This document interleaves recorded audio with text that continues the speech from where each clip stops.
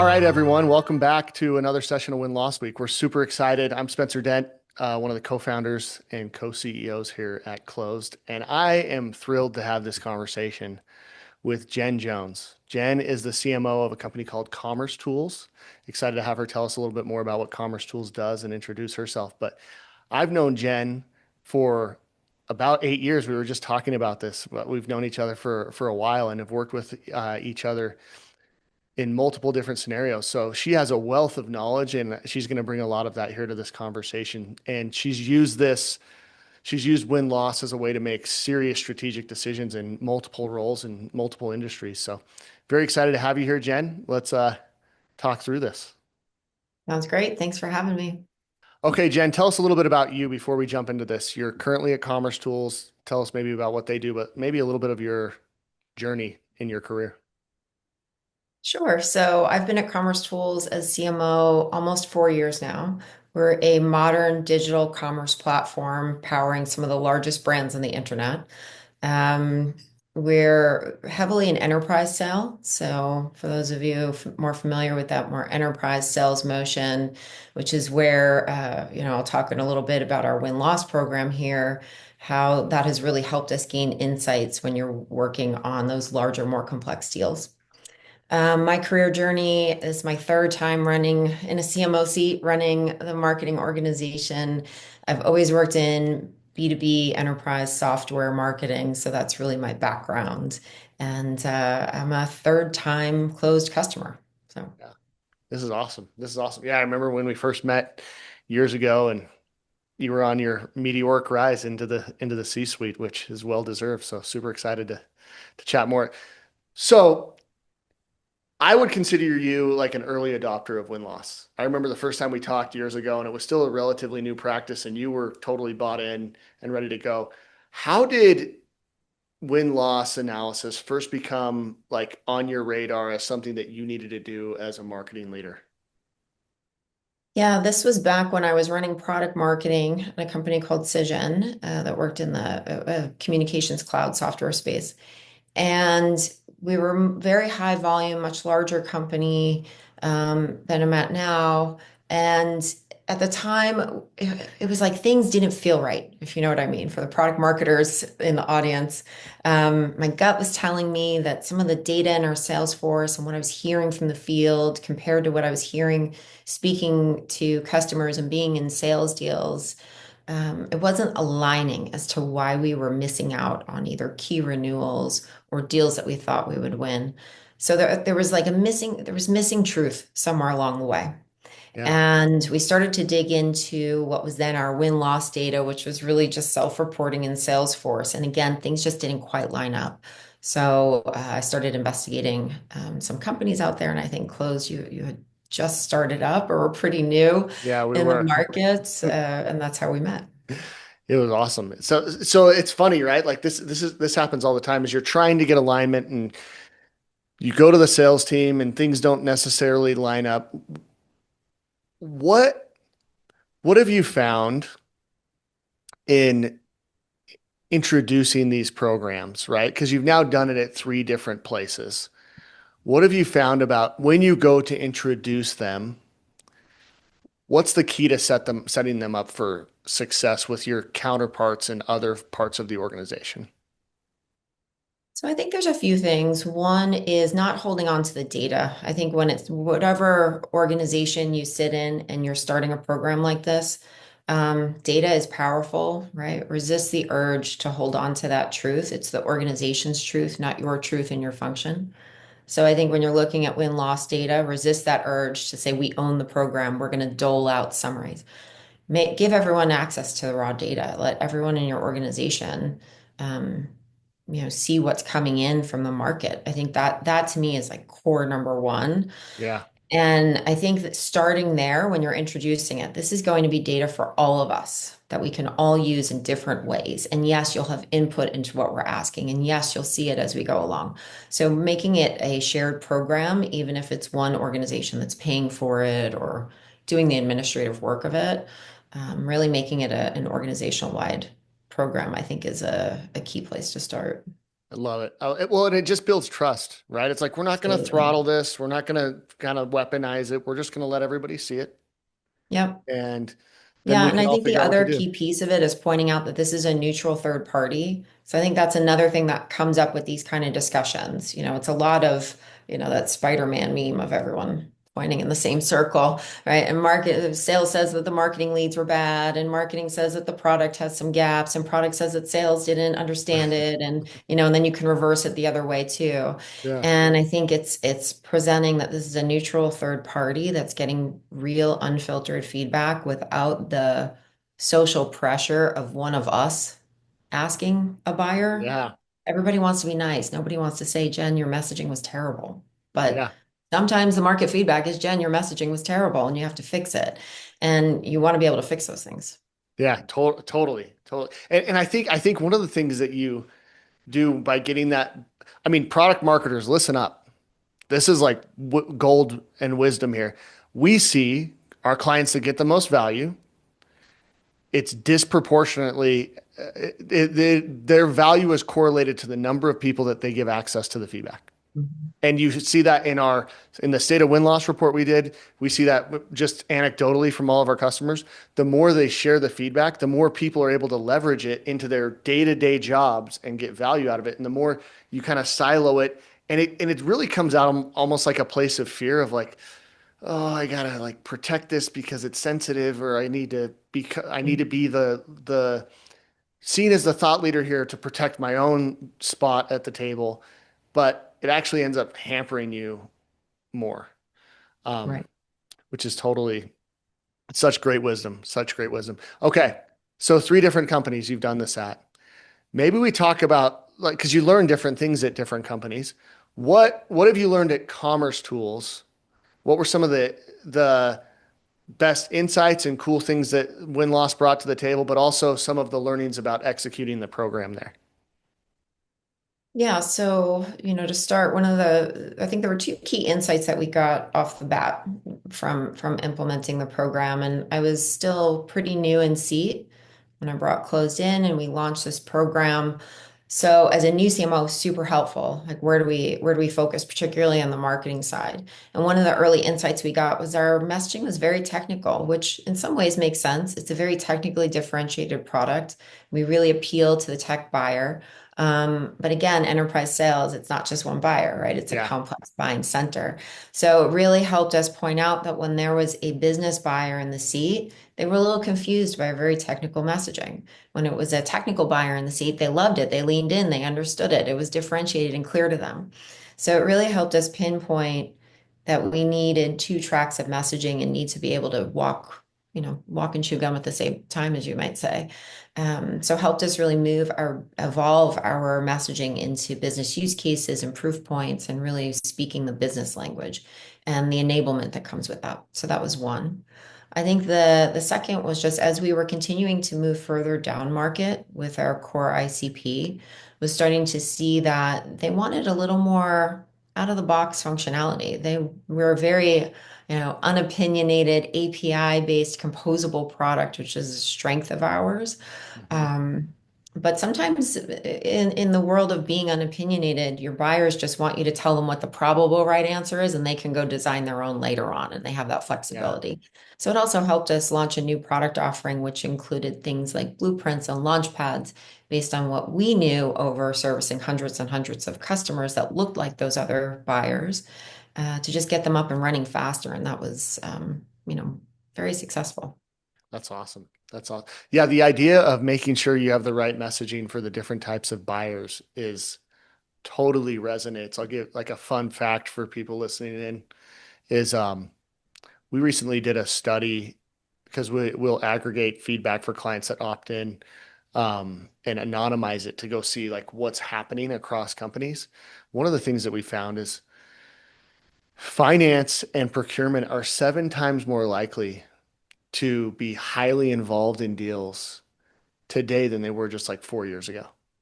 And so like the point of like, wow, if you're seeing that in your business, win loss can actually unveil it and help you get the right messaging for the different individuals that are being involved in the cycle. So that's that's awesome. So you get into this, you implement those things. What were some of the like immediate success stories as you went back and tried to implement some of these things? So I think on the messaging front, just doing then a lot of leaning in and testing with different kind of business focused messaging, trying to find that right thread between not losing our technical messaging, which is a strength and a core differentiator of our product, but learning to speak that business language as well. And it really helped us, paired with other tools too, of course, but ultimately you see it in the win-loss data.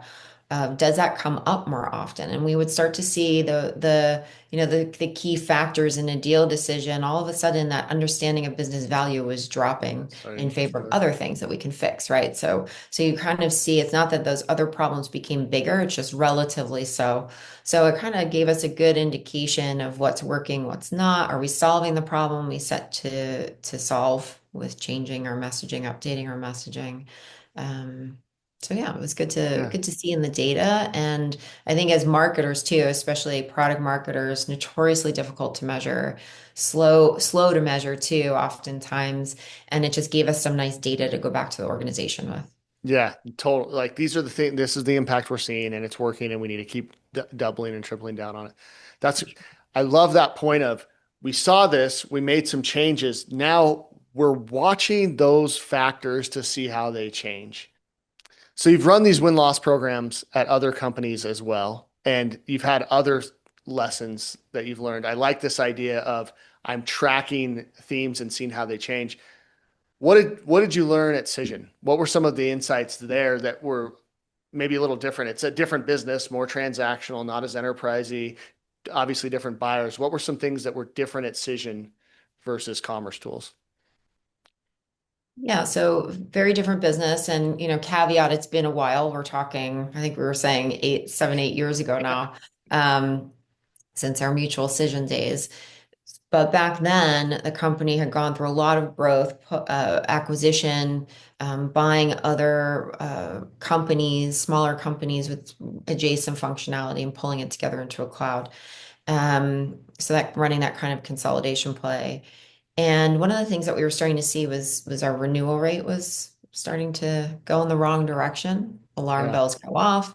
Typical scenario, everybody's pointing fingers in different directions. It's not the product, it's not the marketing, it's not the sales execution. Well, it has to be something, and it wasn't the market.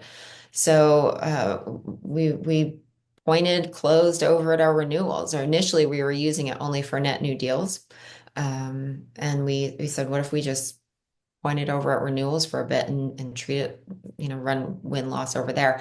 And one of the things that we found out was that we were a little behind in our UI work. Our UI was starting to feel a little outdated. It was feeling a little clunky across all these different acquisitions, very typical. You buy a company or two different software products, and you have to go through the work of piecing them together. yeah, And at the time, I think we had prioritized a lot of the back end work, sacrificing the front end user experience.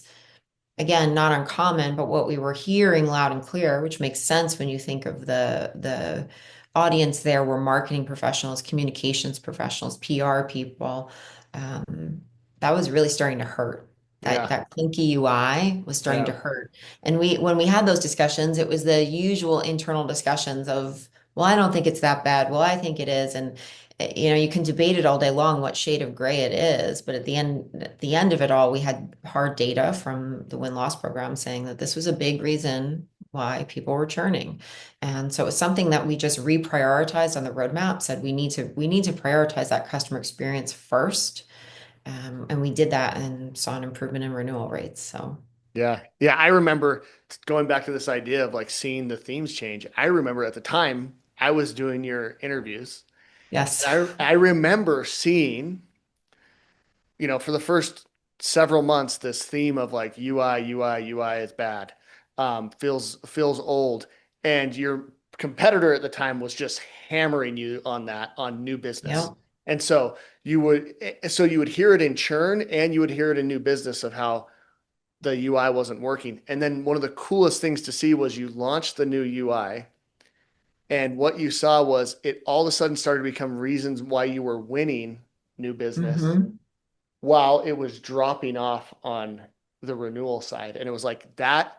And that's one of those things that's so hard to fix because it really is. It's like it's a huge Hard to effort. It's not, fix. but it made a big difference. And so Yeah. it was And cool it's all that about everybody got on it. prioritization, right? And when you're inside the company looking out, no matter what department you're in, what seat you're in, we're looking at it from that inside point of view. And it's easy for you to be inside the company and say, "Oh, I don't know, the UI makes sense. It's not great. We know we have work to do. It's not that bad." Um, or maybe you think it's the worst thing ever, and your customers actually think it's not that bad. Like you don't know because you're looking at it from your no matter how hard we try to not be biased, our own skewed point of view. And I've seen it from both sides. It's not just it's worse than you think. Sometimes it's better than you think. Yeah. And you think it's your biggest problem, and then you actually don't know that it's not that bad, or at least the market perception is it's not that bad. So again, like coming back to having that unbiased third party viewpoint. Because customers generally don't want to tell you, well, customers I find do two things. One, they don't want to be mean if they like you. Like they don't want to say, "Oh, it's the worst product ever and we're thinking of churning." They won't tell you Yeah. until it's too late. The other side of it is if you ask them, "Do you think our UI should be better?" It doesn't matter if you have the best one in the industry, they're going to tell you, "Yes, of course it could be Yeah. better." So it's knowing what to ask, how to ask, but also who's asking the question Yeah. matters. This is like one of the things that I find, to your point here, is that oftentimes you have a good hunch Hmm. about what are the things that are wrong that you want to go work on and what are the things that are good. But what you actually need is help me prioritize them. And I often tell people, when they're starting this for the first time is if we come in here and we do these interviews and we come in and we tell you five things that you have no idea about, then I'd be really concerned about your business. Right. Right? Like that doesn't happen very often at closed. What it tends to be is you have three things you really are concerned about, and we help you prioritize them to your point and figure out, you know what, this one doesn't really matter as much as these two. These two are really important. And maybe here's a fourth thing you weren't aware of that's popping Mhm. up more than you would expect. Yeah. But yeah, that helping with that prioritization is a huge value point of doing win loss because it helps you get the resources harnessed around what really matters. Because there's only so much you can do. There's Yeah. only so much At you the can end do. of the day, everything's important. Everything matters. Everything can have an impact, but it's ranking what's going to have the most impact on your revenue, which is what we all care most about Yeah. ultimately. So, Yeah, totally. Totally. So that's story number two. We've done this at a third place. What did you learn at Data Miner? yeah, so very different business. And that was one of those where, it's in security and risk assessment. So the end buyer and customer is the most risk averse person in a risk averse company that you could imagine, right? So one of the things when I first brought closed in and the idea of doing a third party win loss, I heard no one's ever going to do it. They will Yeah. never answer. No one will. And I'm telling you, they did. So you've probably heard that if you're in a highly regulated industry or you work with government or you work with security people or anything where there is a high level of risk aversion and high level of consequence or if you have compliance issues, for example. Uh, they absolutely do. You frame it in a way that is possible. You frame it in a way that feels secure and safe and confidential. And absolutely, we got great responses there. Yeah. So there was another example of had a hunch, something just didn't quite feel right. Why is our win rate not where we want it to be, where we think it should be? And ultimately, cut to the chase, what we found out in the interviews was that our very complex product and a new product in the landscape of the market, rather, wasn't being understood well. So they weren't Yeah. quite understanding the value. And it wasn't that we didn't understand the value or understand or have great proof points, but it was really an enablement issue that we uncovered. Yeah. So it was going back to the drawing board with sales enablement and rethinking how we do enablement and re-enabling the entire field to speak about end business impact and things like quick wins and things like ROI and all this stuff that's sometimes difficult in a more security focused role. Yeah. So it was great, great Yeah. impact there too. Yeah. This is a good lesson for companies that are selling like very complex platforms, right? Like you Hmm. want your sellers to be technically competent and be able to answer questions, but they've got to be able to say why.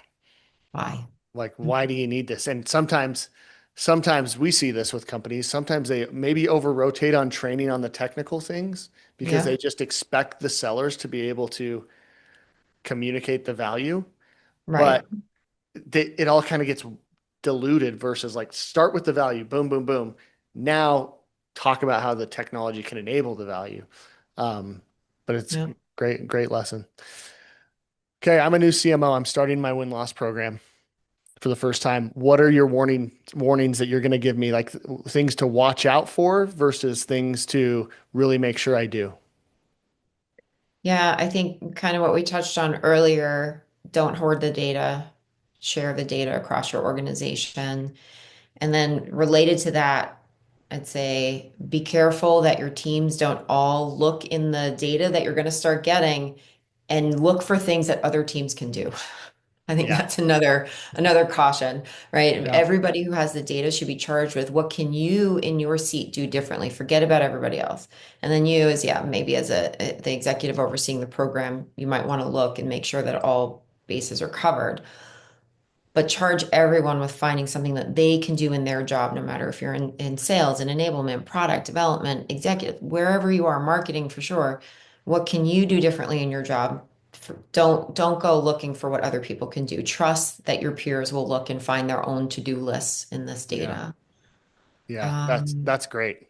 That's really good. That's really and good. then I think the other one I would add is it needs to be an ongoing project. Like we talked a little bit with some of my previous examples where we've done this before. We went in to solve a problem or to follow up on a hunch or to get some data about something where we felt like we were in the dark.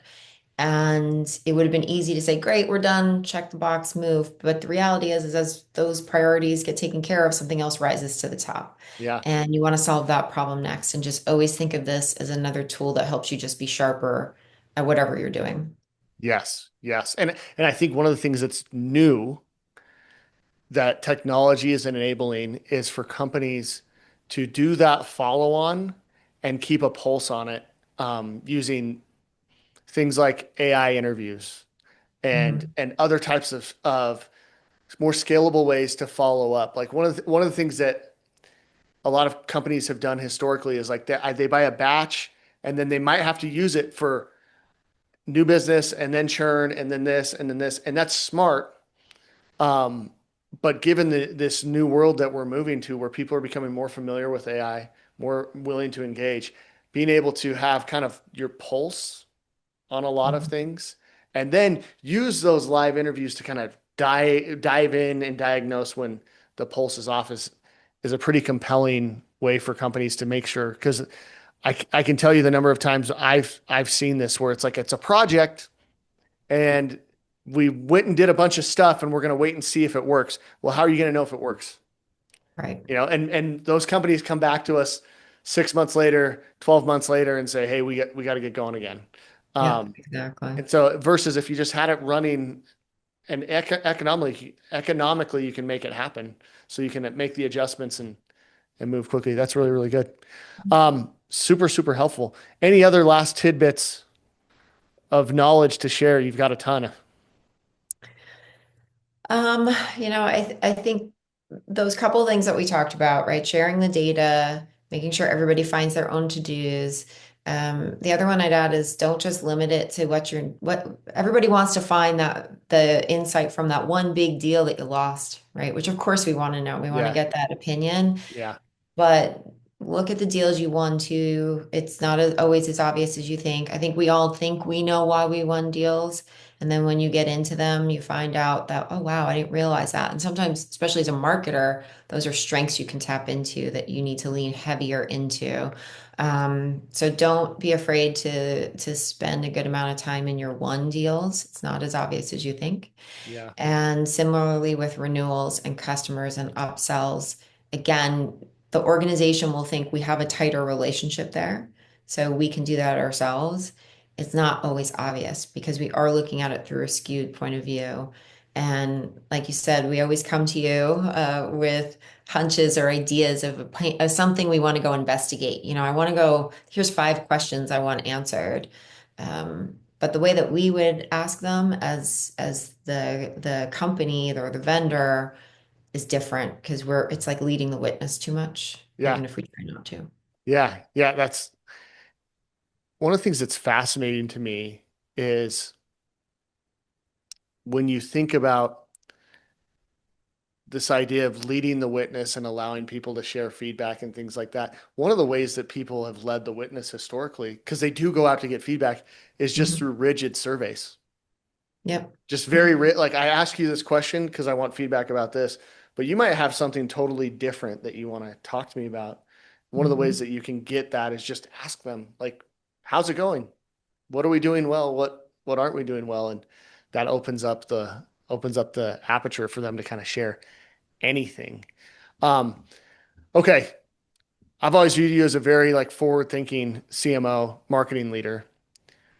How do you see win-loss, especially platforms like Closed, shaping and evolving the role of a CMO? Well, I think CMOs have become the CMO role has become much more strategic over the years. You hear that a lot. There's a ton of articles you can reference about it. But just having that view of a market is important. And CMO should be the voice of the market internally, is my belief. And win-loss data is a critical component of your market, right? It's Yeah. literally your market that you're going into and you're actively selling into right now. So having that voice and bringing it back into the organization, again, not controlling the data, but being that role that can help synthesize that in a broader market landscape in the context of what the competitors are doing, in the context of what your roadmap looks like over the next couple of years, in the context of what the analysts are saying about you and what media cares about, and this broader context. That I think makes the CMO role just continuing to be more strategic, adding more value to the overall business and not just to the marketing function. Yeah, I love it. It's like where the rubber meets the road, right? Like there's Sure. all these reports and things that you can get about what's happening in the market. And then you have all of the things that you're doing to try to meet that. And this is where those two things converge to really see are you Mhm. hitting the mark? Definitely. Yeah. Definitely. Yeah, and it's awesome to see. One thing that I've seen is sometimes CMOs that we work with really struggle to figure out that clear role, which is I am the voice of the market into the company. I am telling you what the buyers are saying. And sometimes marketing almost relies too much on sales to like kind of bottle that up and relay it Yep. back to the org versus having that I'm standing at a higher tower than your individual deals to tell you what's actually going on. Yeah, because it's not just what's happening today, which this gives us a good view on, but also that longer term view. Like I said, how's the competitive landscape evolving? If you know you've got some competitive threats popping up on the side here, or whatever your landscape looks like, um, knowing where you fit today and where you're going tomorrow and helping all of this data needs to help you shape that view. And then from a marketing perspective, there's so many things, right? Marketing is such like a superset function. Yeah. Demand is so fundamentally different than PR, than product marketing, and all the things that typically go under marketing Yeah. at a company. Um, it's a lot that goes under there in the act from an activity standpoint. So I think this is one of those areas where you can step back and be a little bit more strategic about the market as a whole. Yeah. Yeah. I always tell people the hardest function I think to manage is marketing because it requires the most diverse skill set in terms of being able Mhm. to go across everything. Um, you have to be able to talk engineering speak and website, and then turn around and think graphic design and art and logo, and Right. takes a special breadth of talent to be able to handle it. So, And um, spreadsheets and data and finance and yeah, all yeah, the stuff. So yeah, a lot of different things, but I think that's where this kind of data is just crucial for the CMO that does have a strategic seat at the table and is helping be a voice within the business for what's happening in the market. yeah. This is awesome. Jen, you're awesome. A pleasure as always. Thanks so much for spending time with us. Everyone else, thanks for joining us. We appreciate it. And best of luck going out there and getting the most value out of your programs.